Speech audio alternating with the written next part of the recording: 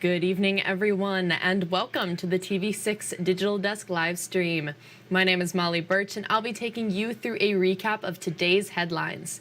This stream runs every night starting at 8-7 Central Time from Sunday to Thursday.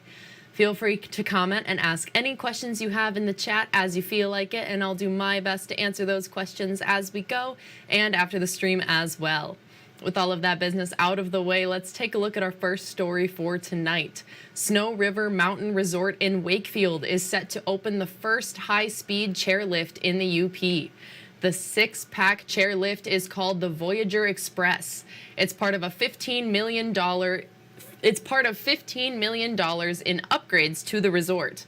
Snow River Mountain Resort says new detachable technology lets the lift travel twice the speed of the lift it replaces. This cuts ride times from 8 minutes to just more than 3.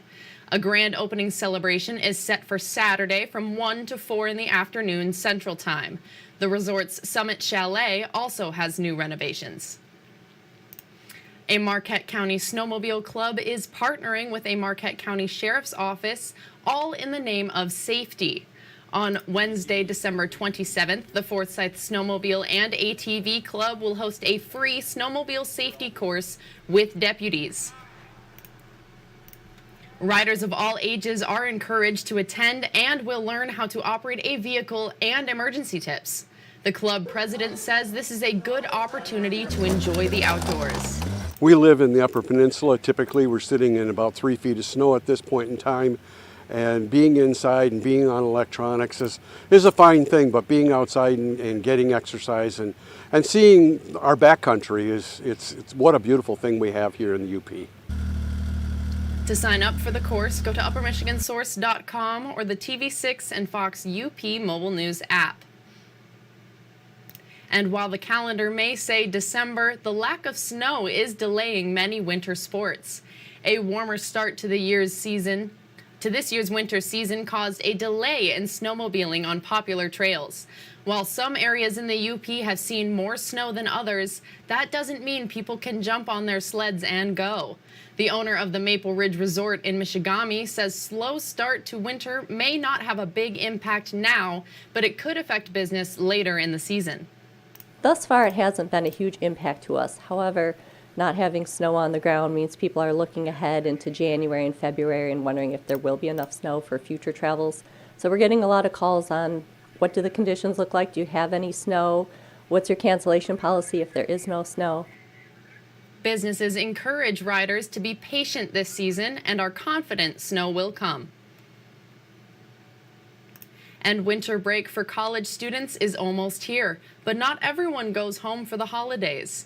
Between 200 and 300 students will stay at NMU this year and 30 at MTU.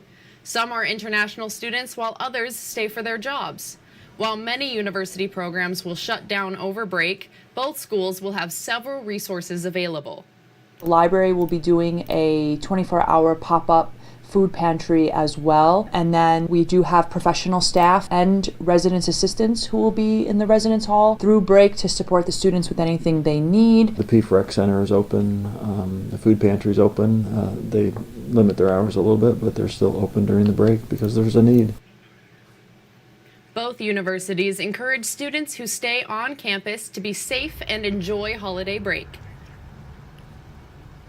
And Michigan Tech University has been gifted around $7 million in grants for renovations to one of its key buildings. This funding comes from the Herbert H. Dow and Grace A. Dow Foundation. The university says that an additional $2 million for the project is also coming from other sources. This will all be used on the university's chemical sciences and engineering building. Classrooms, labs, heating and ventilation systems, and other spaces will be upgraded with this funding. The project is to allow students to have the best facilities possible and positively impact their education. As Michigan's flagship institution, industry demands our graduates to make an immediate impact in their businesses. A transformational gift of this nature will allow us to do so. Roberts says the renovations will take between 2 to 3 years to complete.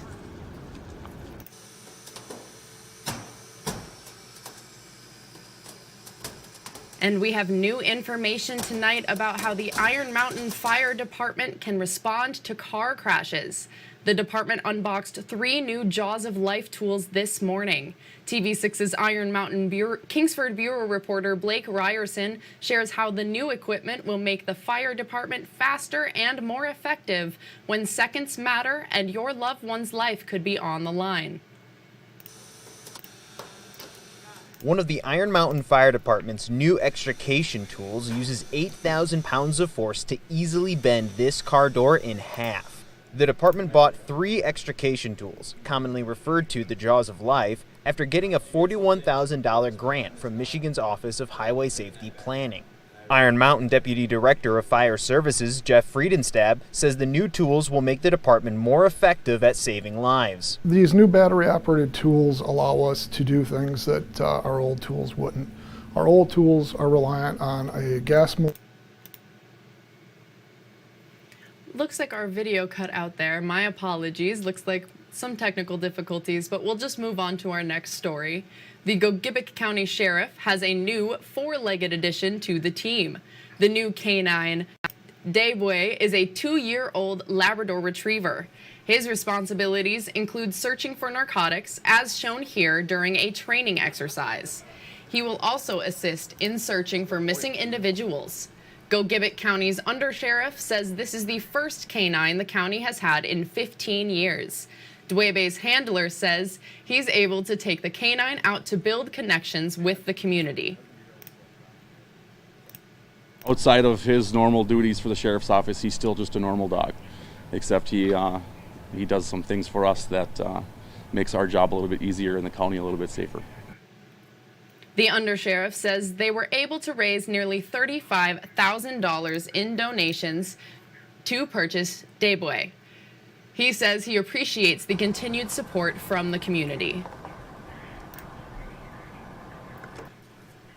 And first responders are competing for a cause this week. The Marquette County Fire and Police Departments are facing off in the annual Red Kettle Challenge for the Salvation Army. Officers and firefighters will be ringing bells outside stores all over the county from Friday from 4 until 7 in the evening. Both groups who say whoever raises the most money gets bragging rights until next year. The Marquette City Fire Department says this is a way to give back to the Salvation Army for its help throughout the year. A lot of people don't know, but when we have big incidents, they're there and help out with all that kind of stuff when it comes to transporting and helping out with after fires and during fires and stuff like that. To find a Red Kettle Challenge location in your area, go to uppermichigansource.com or the TV6 and Fox UP mobile news app. And this weekend, Lake Superior Photo Gallery and Studio is celebrating 10 years in business with a holiday open house. Everything in the gallery will be at least 20% off, and they'll be doing prints up until Christmas. Door prizes are a 10 by 30 print of the iconic Marquette trestle and a calendar. Entry. You have to visit the gallery to enter. Have the gallery owner says the best part of her 10 years has been sharing the art. Just having the opportunity to share my art with people and to see the enthusiasm, the feedback, which has been very positive and very meaningful to people in terms of seeing the beauty in the area captured in photography. The holiday open house is Saturday from 10 in the morning to 6 in the evening. And the 18th Community Christmas Concert in Escanaba returns this Friday after a 3-year break. The Festival of Choirs will feature 6 choral groups. This year, the Escanaba High School Chorale is participating for the first time. Each choir will perform 2 songs separately. Then, the more than 100 singers will come together for 2 numbers. Organizer Mark Tall says this is a special year. We sang 17 years in a row and then COVID. So for the last 3 years, we haven't been getting together, and now we are, and we're all very excited about having this concert once again. The concert is Friday at 7 in the evening at St. Joseph and St. Patrick Parish Church. Admission is free, but free will donations will be taken to help the choirs with expenses. And finally tonight on the TV6 Digital Desk live stream, U.S. Olympic gold medalist and Iron River native Nick Baumgartner has a new book coming soon. It's called Gold from Iron, and you can pre-order it at most online retailers. It was written alongside Jeff Seidel, a sports writer for the Detroit Free Press. The book covers Baumgartner's humble beginnings working construction in Iron River. And of course, it includes his winning gold at age 40 in the mixed snowboard cross event in the 2022 Winter Olympics in Beijing. Obviously, because of my age and my story, I think it's gonna inspire older people, and it's gonna inspire those kids. I think we get them in the hands and we show these people, and good things can happen. And I hope that all these athletes don't have to learn the hard lessons the hard way. A lot of us have already done that for them. Again, you can pre-order Gold from Iron now. The book will be released on January 9th. And that's all the stories we have for you tonight. Be sure to tune in tomorrow night, where I'll be here in the same place at the same time. That's 8/7 Central Time with a recap of tomorrow's headlines. You can find us streaming on Facebook or YouTube, whichever platform you'd prefer. And if you have a story idea you think we should report on, feel free to contact us at any time. These are a few easy ways to get a hold of both myself and others in the newsroom. And again, you can contact us at any time. We would love to hear from you and what's happening in your community.